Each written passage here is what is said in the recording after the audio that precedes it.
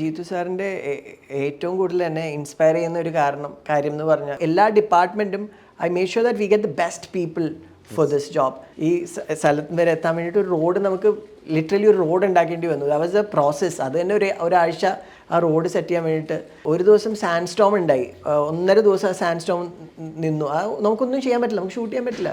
ഒരു certain amount of money is going wasted. Food എന്ന് പറയുന്നതും ഒരു 3 കാറ്റഗറിയിൽ ഫുഡ് ഉണ്ടാവും. ആ 3 കാറ്റഗറി ഫുഡിന് വേണ്ടി സെപ്പറേറ്റ് ഫുഡ് ടെൻസ് ഉണ്ടാകും. പ്രൊഡക്റ്റീവായിട്ടുള്ള ടൈം വളരെ ഷൂട്ടിംഗ് ടൈം കുറച്ച് കുറവാണ്.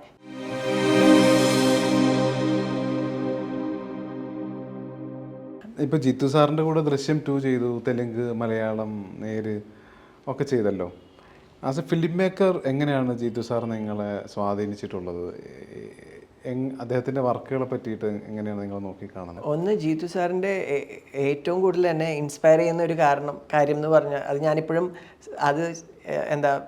പഠിക്കാനും ശ്രമിച്ചുകൊണ്ടിരിക്കുന്ന ഒരാളാണ്. Which is his life style. വളരെ ഡിസിപ്ലിൻഡ് ആയിട്ടുള്ള ഒരു ഡേ ആണ്. പുള്ളി നേരത്തെ രാവിലെ ഒരു 4-4:30 ആകുമ്പോൾ എല്ലാ ദിവസവും എണീറ്റ് കുറച്ച് എക്സസൈസും വർക്കൗട്ടൊക്കെ കഴിഞ്ഞിട്ട് then he sits to write every day or read scripts.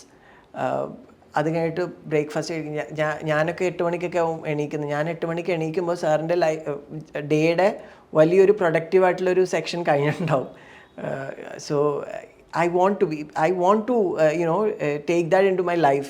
എനിക്കും രാവിലെ എണീറ്റ് എക്സസൈസൊക്കെ ചെയ്ത് ഇരുന്ന് എഴുതാനൊക്കെ പറ്റണം എന്നൊക്കെ ആഗ്രഹമുണ്ട്. പക്ഷേ മടി കാരണം ഇതുവരെ പറ്റിയിട്ടില്ല എനിക്ക്. പക്ഷേ I keep on trying. So that is one thing. He is very disciplined. അതുകൊണ്ട് എന്താ സംഭവിക്കുന്നതെന്ന് വെച്ചാൽ രാവിലത്തെ ഏറ്റവും ഫ്രഷ് ആയിരിക്കുന്ന സമയം രാവിലെ. ഞങ്ങൾ പഠിക്കാനൊക്കെ സ്കൂളിലൊക്കെ പഠിക്കുന്ന സമയത്ത് രാവിലെ ഇരുന്ന് പഠിക്കണം എന്നൊക്കെയല്ലേ വീട്ടുകാർ പറയാറ്. കാരണം അപ്പോൾ മൈൻഡ് ഭയങ്കര ഫ്രഷാണ്. അപ്പോൾ കിട്ടുന്നൊരു പ്രൊഡക്ടിവിറ്റി പിന്നെ later on in the day അല്ലെങ്കിൽ വൈകുന്നേരം ആകുമ്പോഴേക്കും നമ്മൾ തളർന്ന് ചെയ്യാൻ പറ്റില്ല. അപ്പോൾ ഏറ്റവും ഫ്രഷ് ആയിട്ടിരിക്കുന്ന സമയത്ത് അത് ക്രിയേറ്റീവായിട്ട് യൂസ് ചെയ്യുക എന്നുള്ളതൊക്കെ സാറിൽ നിന്ന് പഠിക്കേണ്ട സാധനങ്ങളാണ്. ഈ നമ്മുടെ ഇവിടെ നിങ്ങൾ ഇന്ത്യയിൽ പുറത്തൊക്കെ ഷൂട്ട് ചെയ്യാം. ഇപ്പോൾ ട്യൂണീഷ്യയിലായിരുന്നല്ലോ ഷൂട്ട്. അപ്പോൾ എന്തെങ്കിലും വെല്ലുവിളികൾ അവിടുത്തെ ഒരു സാഹചര്യത്തിൽ ഉണ്ടായിട്ടുണ്ടോ? ഷൂട്ട് ചെയ്യാൻ പാകത്തിന് എന്തെങ്കിലും അങ്ങനെ എന്തെങ്കിലും? ഇപ്പോൾ ഇവിടെയാണെങ്കിൽ നമുക്കറിയാം എന്ത് വരും, മഴ വരും, വെയിൽ വരും, അങ്ങനെ എന്തെങ്കിലും? അവിടെ ആക്ച്വലി 3 ചാലഞ്ചസാണ് മെയിൻലി ഉണ്ടായത്. ഒന്ന് ആ ടെറൈൻ എന്ന് പറയുന്നത് ഡെസേർട്ടാണ്. അവിടെ ഡെസേർട്ടിൽ ആണ് നമ്മൾ ഈ സെറ്റ് ഇട്ടിട്ടില്ല. അപ്പോൾ സെറ്റിന് ചുറ്റും അടുത്ത് ഒന്ന് വാനിറ്റി വാൻസ് അവൈലബിൾ അല്ല. വാനിറ്റി വാൻസ് നമ്മൾ ദൂരെ നിന്ന് ഒരു വാനിറ്റി കൊണ്ടുവന്നു. But you can park it anywhere. അപ്പോൾ നമ്മുടെ സെറ്റിൽ നിന്ന് കുറേ ദൂരം പോയിട്ട് ഒരു ഡിപ്പ് ഉണ്ട്. ആ ഡിപ്പിന് അവിടെയാണ് ടെൻസ് വിട്ടതും ഒരു വാനിറ്റി കിട്ടിയത്. ആ വാനിറ്റി വാനൊക്കെ പ്ലേസ് ചെയ്ത് ഇവിടെ നിന്ന് അങ്ങോട്ട് ട്രാൻസ്പോർട്ടേഷൻ വാസ് വെരി ഡിഫിക്കൾട്ട്. ഒന്ന്, ഈ സ്ഥലത്ത് എത്തിപ്പെടാമെന്ന് പറഞ്ഞാൽ ഡെസേർട്ടിൽ നിന്ന് വരിക എന്ന് വെച്ചാൽ വലിയ ബുദ്ധിമുട്ടാണ്. ആക്ച്വലി ഞാൻ ലൊക്കേഷൻ കണ്ടുപിടിക്കുന്ന ഞാനും അലക്സും നമ്മുടെ production designer Prem, Appu Prabhakar, DOP, ഞങ്ങൾ ഈ ഹൈവേയിൽ നിന്ന് ഇറങ്ങിയിട്ട് നടന്നിട്ടാണ് കുറേ 1.5 മണിക്കൂർ നടന്നിട്ടാണ് ഈ ഡെസേർട്ടിൽ ഈ ഏരിയയിൽ എത്തുന്നത്. കാരണം അവിടെ നിന്നിട്ട് നോക്കുമ്പോൾ റോഡൊന്നും കാണാൻ പാടില്ല. Should look isolated. So I fix the location. ഇതാണ് ലൊക്കേഷൻ എന്നൊക്കെ പറഞ്ഞു. പക്ഷേ ദെൻ വി റിയലൈസ് ഞങ്ങൾ നടന്നാണ് വന്നത്. വണ്ടിക്ക് വരാൻ പറ്റത്തില്ല, അവിടെ അങ്ങനത്തെ ടെറൈൻ അല്ല. Then we started building A road. ഹൈവേയിൽ നിന്ന് നമ്മളൊരു റോഡ് ഉണ്ടാക്കി ഈ സ്ഥലത്ത് വരെ എത്താൻ വേണ്ടിയിട്ട് ഒരു റോഡ് നമുക്ക് ലിറ്ററലി ഒരു റോഡ് ഉണ്ടാക്കേണ്ടി വന്നു. That was A process. അത് തന്നെ ഒരാഴ്ച ആ റോഡ് സെറ്റ് ചെയ്യാൻ വേണ്ടിയിട്ട് വന്നു. പിന്നെ ഇത് ഡെസേർട്ട് ആയത് കാരണം അവിടുത്തെ ടെമ്പറേച്ചർ പോലും പ്രെഡിക്റ്റബിൾ അല്ല. ഉച്ചയ്ക്കൊക്കെ നല്ല ചൂടായിരിക്കും, രാത്രി ആകുമ്പോൾ ഭയങ്കര തണുപ്പാണ്. ഒരു ദിവസം സാൻഡ് സ്റ്റോം ഉണ്ടായി. 1.5 ദിവസം ആ സാൻഡ് സ്റ്റോം നിന്നു. നമുക്കൊന്നും ചെയ്യാൻ പറ്റില്ല, നമുക്ക് ഷൂട്ട് ചെയ്യാൻ പറ്റില്ല എല്ലാം. അപ്പോൾ സാൻഡ് സ്റ്റോം വന്ന് പോയി കഴിയുമ്പോൾ ഈ ഫുൾ ടെറൈനും അങ്ങ് മാറി. കണ്ടിന്യൂറ്റി ഒക്കെ മണ്ണിൻ്റെ ഇത് മാറി, ഈ ഡസ്റ്റൊക്കെ അടിച്ചിട്ട് പിന്നെ we have to redo the whole set. അതിനെ ക്ലീൻ ചെയ്ത് മണ്ണൊക്കെ മാറ്റി ഷൂട്ട് തുടങ്ങി കഴിഞ്ഞാൽ എത്രയോ വർഷങ്ങൾക്ക് ശേഷം അവിടെ മഴ പെയ്തു. കേരളത്തിൽ നിന്ന് ആൾക്കാർ പോയിട്ട് അവിടെ സഹാര ഡെസേർട്ടിൽ മഴ പെയ്തപ്പോൾ എന്ത് ചെയ്യുക, സെറ്റിലൊക്കെ ചോർച്ചകൾ. നമുക്ക് മഴയൊന്നും എക്സ്പെക്ട് ചെയ്തില്ല. അവിടെ വെള്ളമൊക്കെ ചോർന്നകത്ത് വെള്ളമൊക്കെ കയറി ആ പ്രശ്നം ഉണ്ടായി. പിന്നെ അതിന് 2 ദിവസം എടുത്തു. We cleaned it up. That was another challenge. പിന്നെ വലിയൊരു പ്രശ്നം ട്യൂണീഷ്യയിൽ എന്ന് പറയുമ്പോൾ ഫുഡായിരുന്നു. നമുക്ക് മലയാളികൾക്ക് നമ്മുടെ ഭക്ഷണം വേണമല്ലോ, അതവിടെ കിട്ടത്തില്ലായിരുന്നു. അവിടുത്തെ ഭക്ഷണമായിരുന്നു. പക്ഷേ നമ്മുടെ ഫുഡിൽ നിന്നെക്കാളും ഒക്കെ ഡിഫറെൻ്റ് ആയത് കാരണം കുറച്ച് നാളൊക്കെ നമുക്കത് ഇൻട്രസ്റ്റിംഗ് ആയിട്ട് തോന്നും. പുതിയ സംഭവങ്ങളാണല്ലോ എന്നൊക്കെ. പക്ഷേ കുറേ നാൾ കഴിയുമ്പോൾ പിന്നെ അത് തന്നെ കഴിച്ച് ഫുഡൊക്കെ മടുത്ത് തുടങ്ങും. പിന്നെ അമലയുടെ ഒരു ഫ്രണ്ട് വന്നായിരുന്നു ഇടയ്ക്ക്. അപ്പോൾ പുള്ളിക്കാരൻ ഒത്തിരി സാധനങ്ങളൊക്കെ കൊണ്ടുവന്നു. അപ്പോൾ അമലയുടെ ഒരു ബോയ് ഉണ്ട്, ഒരു കുക്ക് ഉണ്ടായിരുന്നു കൂടെ, അയ്യപ്പൻ എന്ന് പറഞ്ഞിട്ട്. അപ്പോൾ അയ്യപ്പൻ ഇവിടെ നിന്ന് പോയിട്ട് സാധനങ്ങളൊക്കെ മേടിച്ച് അവിടെ നമ്മുടെ നാട്ടിൽ ഫുഡൊക്കെ ഉണ്ടാക്കും. അതൊക്കെയായിരുന്നു നമ്മുടെ ആശ്രയം. ഇതിന്റെ മ്യൂസിക് ഡയറക്ടർ സീതാരാമൊക്കെ ചെയ്ത വിശാൽ ചന്ദ്രശേഖറാണല്ലോ. അതെ. എന്തുകൊണ്ടാണ് അദ്ദേഹത്തിലേക്ക് എത്തിയത്? എനിക്ക് ഈ സിനിമയിലെ എല്ലാ വിഭാഗം, എല്ലാ ടെക്നീഷ്യൻസും I needed a particular person. Technically നല്ല സിനിമ ആയിരിക്കണം എന്നുള്ളത് കൊണ്ട് എഡിറ്റർ ദീപു ജോസഫാണ്. സൗണ്ട് ഡിസൈൻ ചെയ്തിരിക്കുന്നത് JD Jayadev, Chakkad national award വിന്നറാണ്. മേക്കപ്പ് റോണിക്സ് ആണ്. കോസ്റ്റ്യൂം ലിൻഡ ജീതു, ലിൻഡ മാഡമാണ്. പ്രൊഡക്ഷൻസ് ആൻഡ് പ്രേമാണ്. അപ്പോൾ എല്ലാ ഡിപ്പാർട്ട്മെൻറ്റും I make sure that we get the best people for this job. മ്യൂസിക്കിനെ സംബന്ധിച്ച് എനിക്ക് സീതാരാമം ഒത്തിരി ഇഷ്ടപ്പെട്ട ഒരു ആൽബം ആയിരുന്നു. എൻ്റെ ബാക്ക്ഗ്രൗണ്ട് സ്കോറൊക്കെ ഭയങ്കര ഇമ്പാക്റ്റ്ഫുൾ ആയിരുന്നു. അപ്പോൾ പുള്ളി മലയാളം പടം ഇതുപോലൊരു ഒരു പടം വന്ന് ചെയ്യുമെന്നൊന്നും എനിക്കറിയത്തില്ല. പ്രൊഡ്യൂസർ വിശാൽ ചന്ദ്രശേഖരനെ പോലൊരു മ്യൂസിക് ഡയറക്ടറിനെ അനുവദിക്കുമെന്ന് എനിക്കറിയത്തില്ല. But I didn't want to give up. I tried. So I spoke to the producer. പുള്ളി പറഞ്ഞു അയ്യോ പുള്ളി നമുക്ക് അഫോർഡ് ചെയ്യാൻ പറ്റുമോ എന്നൊക്കെ പറഞ്ഞു. അപ്പോൾ ഞാൻ സംസാരിച്ച് നോക്കാം. അതുകൊണ്ട് ഞാൻ വിശാലിനെ വിളിച്ചു, വിശാലിനോട് സംസാരിച്ചു. ബട്ട് ഐ തിങ്ക് സംവെയർ ഒരു വി സ്ട്രക്ക് എ കോഡ്. ഐ മീൻ പുള്ളിക്ക് ഞാൻ പറഞ്ഞതും എൻ്റെ സിനിമയും ഒക്കെ പുള്ളിക്ക് മനസ്സിലായി. അപ്പോൾ he wanted to be part of this film. അപ്പോൾ ഞാൻ റീൽസ് അയച്ചു, സിനിമ അയച്ചു കൊടുത്തു. പുള്ളി കണ്ടു കഴിഞ്ഞിട്ട് പുള്ളി പറഞ്ഞു ഒന്ന് വരാമോ, ഹൈദരാബാദിലോട്ട് വരാമോ, നമുക്കൊന്ന് ഇരിക്കാമെന്ന് പറഞ്ഞു. I went to Hyderabad. ഞങ്ങൾ ഹൈദരാബാദിൽ ഇരുന്നിട്ട് we started composing the music together. I mean together എന്ന് വെച്ചാൽ എനിക്ക് മ്യൂസിക് ഒന്നും അറിയത്തില്ല. But he for each scene he started playing something and from there we started. So it was a different experience for me. Normally music ചെയ്യുമ്പോൾ നമ്മൾ music ഡയറക്ടറിൻ്റെ reels കൊടുത്തു കഴിഞ്ഞാൽ പുള്ളി ഒരു സംഭവം ചെയ്തിട്ട് വിളിക്കും, നമ്മൾ പോയി കാണും, കറക്ഷൻസ് പറയും. അതാണ് അതിൻ്റെ ഒരു പ്രോസസ്സ് ജനറലി. ഐ തിങ്ക് അങ്ങനെയാണ് ഞാൻ ശീലിച്ചിട്ടുള്ളത് നമ്മുടെ സിനിമകളിലൊക്കെ. പക്ഷേ ഇവിടെ ആ മ്യൂസിക് ജനനം കൊള്ളുന്നത് നമ്മുടെ മുന്നിലാണ്. പുള്ളി നമ്മുടെ കൂടെ ഇരുന്നിട്ട് പുള്ളി പ്ലേ ചെയ്ത് ഓരോ സീനും സെറ്റ് ചെയ്യും. ഇത് വർക്ക് ചെയ്യുന്നുണ്ടോ, what you want to change. അപ്പോൾ ഞാൻ ഇമോഷണലിയാണ് പറഞ്ഞു കൊടുക്കുന്നത്. അല്ലാണ്ട് എനിക്കറിയില്ലല്ലോ മ്യൂസിക്. അതിൽ ഇവിടെ ഈ ഇമോഷൻ കുറച്ചുകൂടെ ഒന്ന് എൻഹാൻസ് ചെയ്യണം, ഈ സീനിൽ ഇതൊന്ന് കുറയ്ക്കാവോ in terms of emotion. So he understood that very well. So he plays another option. Then if I don't like something then he will give me another option. അങ്ങനെ ഞങ്ങൾ ഒരുമിച്ച് ഇരുന്നിട്ട് ഐ തിങ്ക് ഒരു 20-25 ഡേയ്സ് നമ്മൾ ഒരുമിച്ചിരുന്ന് ഓരോ റീലും ഓരോ സീനും ചെയ്ത് അങ്ങനെയാണ് മ്യൂസിക് എൻ്റെ സെറ്റായത്. So the background score I believe has come out really well. നിങ്ങൾ തന്നെയാണ് ഇതിൻ്റെ എഴുത്ത്, കഥയും തിരക്കഥയും നിങ്ങൾ തന്നെയാണ്. അപ്പോൾ പക്ഷേ ഇതിൻ്റെ ഡയലോഗ് ഫാദറാണല്ലോ എഴുതിയിരിക്കുന്നത്, ആദം അയ്യൂബ്. അപ്പോൾ എന്തുകൊണ്ടാണ് ഡയലോഗ് എഴുതാൻ ഫാദറിനെ തിരഞ്ഞെടുക്കാൻ കാരണം എന്താണ്? ഒന്ന് ഡാഡിയുമായിട്ടുള്ള എൻ്റെ ഒരു കണക്ഷനും ബോണ്ടും എനിക്ക് വേറൊരാളുമായിട്ട് ഒരിക്കലും ഉണ്ടാവില്ലല്ലോ. ഞാൻ സിനിമയിലും ഒക്കെ വരുന്നത് തന്നെ ഡാഡിയാണ് എൻ്റെ ഇൻസ്പിറേഷൻ. അച്ഛൻ്റെ കൂടെ അച്ഛൻ സീരിയലൊക്കെ ചെയ്യുന്ന കാലം മുതൽ ഞാൻ സെറ്റിൽ പോവുകയും ചൈൽഡ് ആർട്ടിസ്റ്റായിട്ട് അഭിനയിക്കുകയും അച്ഛൻ തന്നെയാണ് എന്നെ ഈ ഫിൽം മേക്കിംഗ് പഠിപ്പിക്കുന്നതും. He was an instructor of film making direction. അപ്പോൾ അപ്പം എൻ്റെ ഗുരുവും കൂടെയാണ്.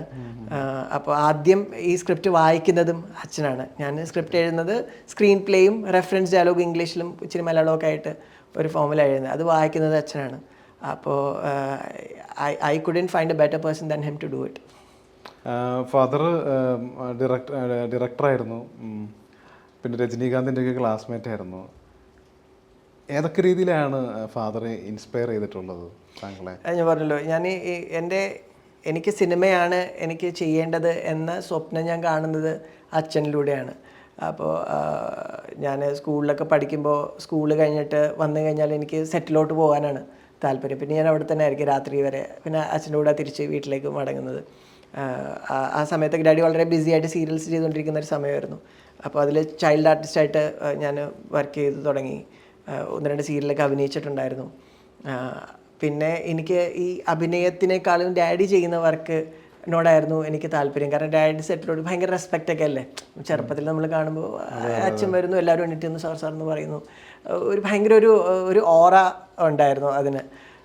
പിന്നെ he controls everything. Captain of the ship എന്ന് പറയുമ്പോൾ he controls everything. He is the one who decides this is the shot I want to take. ഇവിടെ ഒരു ക്ലോസ് എടുക്കണം.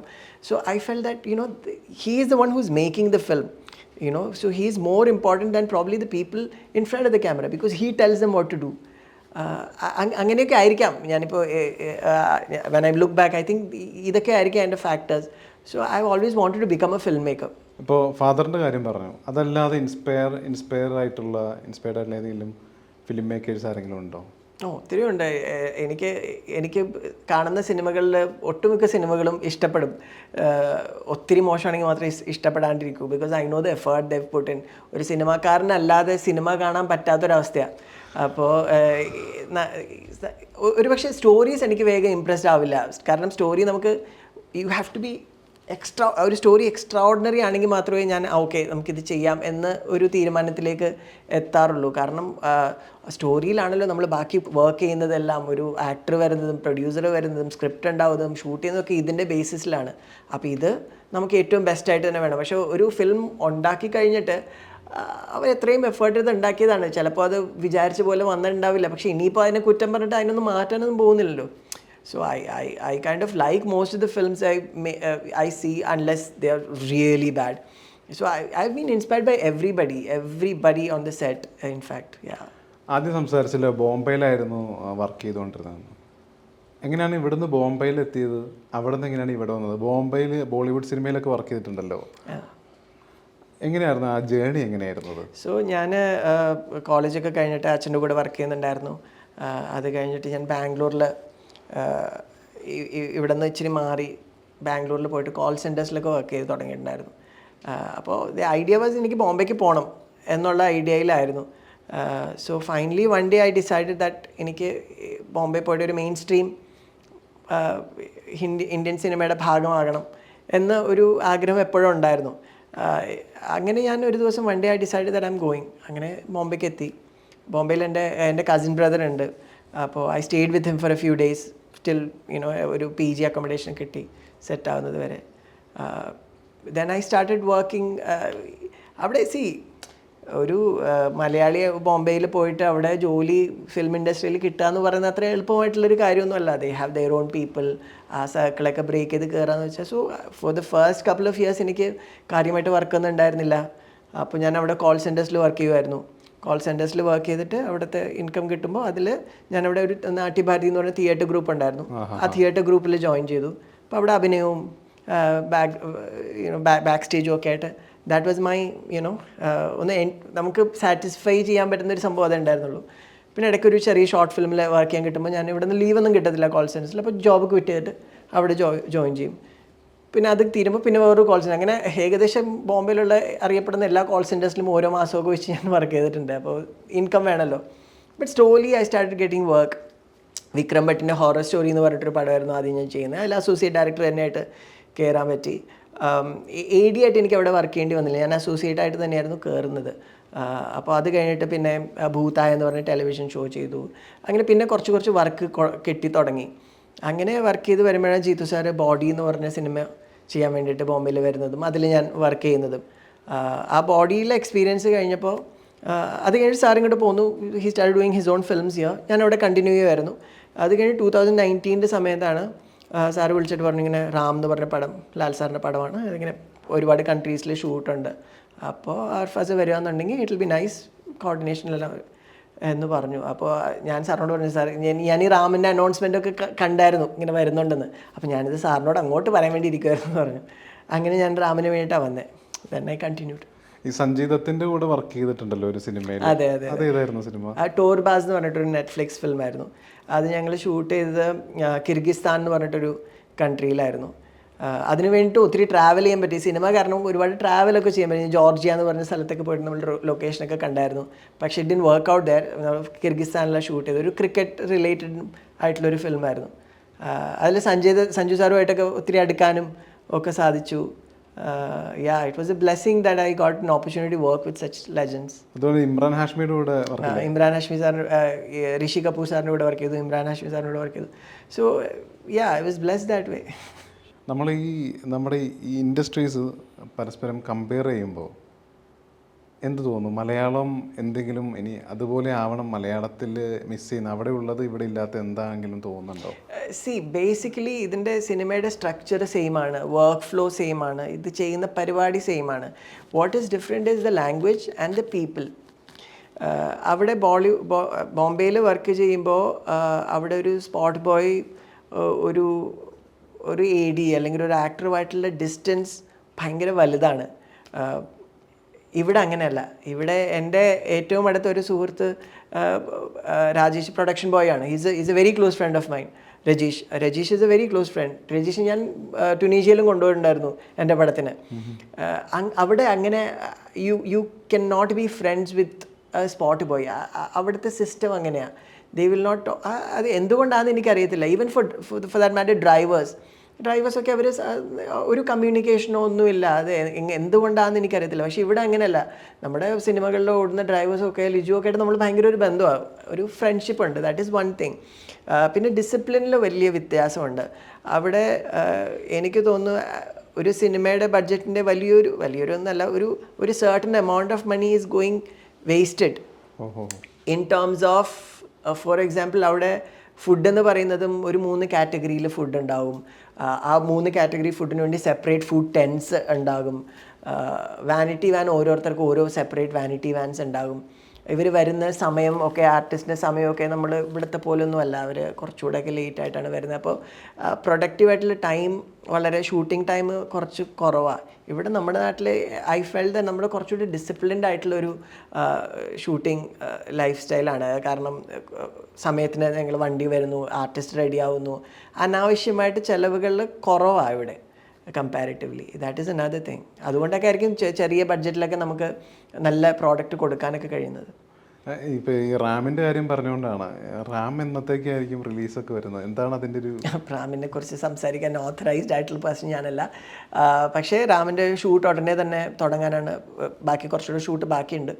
അപ്പോൾ അത് ഉടനെ തന്നെ അടുത്ത മാസങ്ങളിലൊക്കെ സ്റ്റാർട്ട് ചെയ്യാനാണ് പരിപാടി. പിന്നീട് ഇനി വരുമ്പോൾ ഇപ്പോൾ ഫാദർ ദൃശ്യം 2 അഭിനയിച്ചല്ലോ. ഫാദറിൻ്റെ ഏറ്റവും ഇഷ്ടപ്പെട്ട വർക്ക് എന്തായിരിക്കും ആസ് എ ഡയറക്ടർ? എനിക്ക് ഡാഡിയുടെ പണ്ടത്തെ സീരിയലുകളൊക്കെ ഒക്കെ ഇഷ്ടമാണ്. ഒക്കെ ഓർമ്മയിലും ഉണ്ട്. എൻ്റെ എന്താ ചൈൽഡ്ഹുഡ് മെമ്മറീസിൻ്റെ ഭാഗമാണ്. അതിൽ എൻ്റെ ഫേവറേറ്റ് കുമിളകൾ എന്ന് പറഞ്ഞിട്ടുള്ള ഒരു സീരിയലാണ്. മനോജ് കെ ജയൻ ചേട്ടനൊക്കെ ആദ്യമായിട്ട് അഭിനയിക്കുന്നത്. ഞാനും അതിൽ അഭിനയിച്ചിട്ടുണ്ടായിരുന്നു. അത് ഒത്തിരി പോപ്പുലറായിട്ടുള്ള, ആ സമയത്ത് ദൂരദർശനിൽ ഒത്തിരി പോപ്പുലറായ ഒരു സീരിയലായിരുന്നു. അതിൻ്റെ പാട്ടും അതിൻ്റെ ടൈറ്റിൽ സോങ്ങൊക്കെ ഒത്തിരി, അതെൻ്റെ വൺ ഓഫ് ദി ഫേവറേറ്റ് വർക്കാണ്. ഇപ്പോൾ കൂമണിൽ അഭിനയിച്ചിട്ടുണ്ടായിരുന്നല്ലോ, എങ്ങനെയാണ് അത്? നന്നായിട്ട് അഭിനയിച്ചിട്ടുണ്ടായിരുന്നു. ഞാൻ പക്ഷേ വിചാരിച്ചില്ല ചെറുപ്പത്തിൽ ഫാദറിൻ്റെ സിനിമയിൽ അഭിനയിച്ചിട്ടുണ്ടെന്ന്, സീരിയലിലൊക്കെ അഭിനയിച്ചിട്ടുള്ള അറിയില്ലായിരുന്നു. എങ്ങനെയാണ് ക്യാരക്ടർ ചെയ്തത്? അത് ഞാൻ കൂമനിൽ അഭിനയിച്ചു. ആക്ച്വലി ഞാൻ ദൃശ്യത്തിലുണ്ടായിരുന്നു. ദൃശ്യം 2 ഒരു കുഞ്ഞ് റോള്. അത് എനിക്കും എൻ്റെ ഫ്രണ്ട്സിനും ഫാമിലിക്കും മാത്രമേ എന്നെ സ്പോട്ട് ചെയ്യാൻ പറ്റുള്ളൂ. അതിൽ ഫോറൻസിക് ഓഫീസറായിട്ട് എല്ലൊക്കെ കൊണ്ടുവന്ന റോൾ ചെയ്തായിരുന്നു. 12th മാനിൽ ഒരു കുഞ്ഞ് റോൾ ചെയ്തായിരുന്നു. പക്ഷേ കൂമനിലായിരുന്നു കുറച്ചുകൂടെ പ്രോമിനൻസ് ഉള്ള എന്ന് പറയാം. ഓപ്പണിംഗ് സീനായിരുന്നല്ലോ അത് ചെയ്തത്. എനിക്ക് അഭിനയിക്കാൻ ഭയങ്കര ഇഷ്ടമാണ്. അപ്പോൾ ഞാൻ തിയേറ്ററൊക്കെ ബോംബെയിൽ, പറഞ്ഞ പോലെ ബോംബെയിൽ തിയേറ്ററൊക്കെ ചെയ്യുമായിരുന്നു. അപ്പോൾ എനിക്ക് അഭിനയം എന്ന് പറഞ്ഞാൽ ഭയങ്കര ഒരു ഇഷ്ടമുള്ളൊരു പരിപാടിയാണ്. അപ്പോൾ ഞാൻ തന്നെ സാറിനോട് പറഞ്ഞു, സാർ ക്യാരക്ടർ ഞാൻ ചെയ്യട്ടായിരുന്നു. ഞാൻ ചോദിക്കുകയും സാർ അന്ന് ചെയ്തോന്ന് ചെയ്യുമായിരുന്നു. അത് കഴിഞ്ഞ് നേരിലും ഞാൻ അഭിനയിച്ചിട്ടുണ്ട്. ജെയിംസ് എന്ന് പറഞ്ഞിട്ടൊരു ക്യാരക്ടർ, ചെറിയൊരു ക്യാരക്ടറാണ്. അഭിനയം ഇഷ്ടമാണ്. അതുകൊണ്ട് കിട്ടുന്ന. തിരിച്ച് ബോളിവുഡിലേക്ക് പോകാൻ എന്തെങ്കിലും പ്ലാൻ എന്തെങ്കിലും ഉണ്ടോ? അവിടെ സിനിമ ചെയ്യണമെന്നുള്ള ആഗ്രഹം എന്തെങ്കിലും ഉണ്ടോ? ഉണ്ട്. ഞാൻ ആക്ച്വലി എൻ്റെ അടുത്തൊരു സിനിമയുടെ സംസാരങ്ങൾ നടക്കുന്നേ ഉള്ളൂ. സിനിമയുടെ കാര്യങ്ങളൊന്നും പറയാൻ പറ്റത്തില്ല. പക്ഷേ ഒരു ഹിന്ദി പടമാണ് അടുത്തത് ഡിസ്കഷൻ നടക്കുന്നത്. അതല്ലാതെ ഞാനിപ്പോൾ സാറിൻ്റെ ഹിന്ദി പടങ്ങൾ രണ്ട് മൂന്ന് ഹിന്ദി പടങ്ങൾ ഇനിയുണ്ട്. അതിലൊക്കെ വർക്ക് ചെയ്യുന്നതാണ്. എൻ്റെ കഥയും സ്ക്രിപ്റ്റും വർക്ക് കാര്യങ്ങളൊക്കെ നടക്കുന്നുണ്ട്. അപ്പോൾ സിനിമയ്ക്കും ഇനിയുള്ള കരിയറിനും എല്ലാവിധ ആശംസകളും. Thank you so much. Level cross ഉടനെ തന്നെ ഇറങ്ങും. അതിൻ്റെ റിലീസ് ഡേറ്റ് അടുത്ത ദിവസങ്ങളിൽ തന്നെ ഒഫീഷ്യലി അനൗൺസ്മെൻറ്റ് ഉണ്ടാകും. അപ്പോൾ കഴിയുന്നത് എല്ലാവരും പോയി ലെവൽ ക്രോസ് തിയേറ്ററിൽ തന്നെ കാണുക. ആദ്യ ദിവസങ്ങളിൽ തന്നെ പോയി കാണുക. ഒരു ഫസ്റ്റ് ടൈം ഫിലിം മേക്കറിൻ്റെ ലൈഫിലെ ഏറ്റവും ഇമ്പോർട്ടൻറ്റ് ഫസ്റ്റ് ഫിലിമാണ്. അതെങ്ങനെ ഓഡിയൻസ് സ്വീകരിക്കുന്നു എന്നുള്ളതിനെ ഡിപ്പെൻഡ് ചെയ്തിട്ടാണ് ആ ഫിലിം മേക്കറിൻ്റെ ഭാവി career decide ചെയ്യുന്നത്. We have put in all our efforts to make a very good film and I hope it's come out pretty decent. അപ്പോൾ നിങ്ങൾ കഴിയുന്നെങ്കിൽ പോയി തിയേറ്ററിൽ പോയി സിനിമ കാണുക. Thank you.